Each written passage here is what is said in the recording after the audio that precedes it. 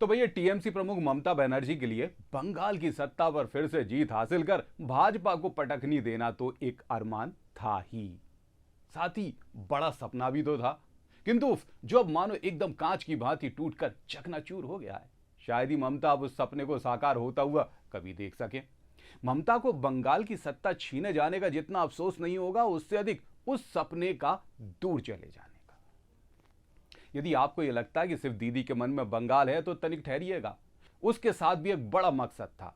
राष्ट्रीय स्तर इंडिया गठबंधन का प्रमुख बन अपने आप को देश के प्रधानमंत्री के रूप में देखना, लेकिन विडंबना ही कही है, अब शायद यह संभव ना हो सके। दरअसल ममता की ताकत सिर्फ और सिर्फ बंगाल के चलते ही थी। ऐसे में इस ऐतिहासिक हार ने उस ताकत को तकरीबन छीन ही लिया है। अब ममता के सामने विपक्षियों से अधिक अपनी ही पार्टी के भीतर उठे सवालों का जवाब देना चुनौतीपूर्ण होगा।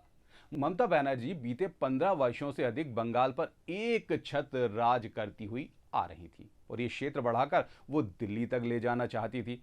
राहुल के स्थान पर खुद का नाम आगे बढ़ाने का संकेत भी खूब दे चुकी थी। उन्होंने ये इशारा भी तो किया था कि सिर्फ वही है जो इंडिया गठबंधन का बेहतर समन्वय कर सकती हैं। ममता अपने आप को प्रधानमंत्री का दावेदार तक पेश कर रही थी। दीदी का अहंकार तो इतना बढ़ गया था कि इस चुनाव में राष्ट्रीय स्तर पर गठबंधन साथी पार्टी कांग्रेस को भाव तक नहीं दिया।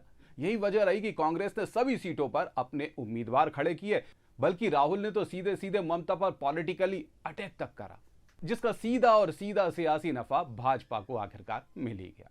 वैसे भी ममता के एकला चलो और अहंकार को लेकर अन्य पार्टियां उतनी सहज तो कतई ना थी, लेकिन भाजपा के सामने अब तक मजबूती से टिकी सिर्फ और सिर्फ वही दिख रही थी। ऐसे में उनको प्रधानता देना सबकी मजबूरी बन चला था। अब जबकि ममता ने अपना गढ़ खो दिया है, ऐसे में ना सिर्फ उनको मिलने वाला महत्व कम होगा, बल्कि उनको अपने आप को पुनः सियासी रूप से सशक्त साबित करना भी आसान ना होगा। मतलब ना अब वो इंडिया गठबंधन की प्रमुख का सपना हरा होगा और ना ही उफ प्रधानमंत्री वाला।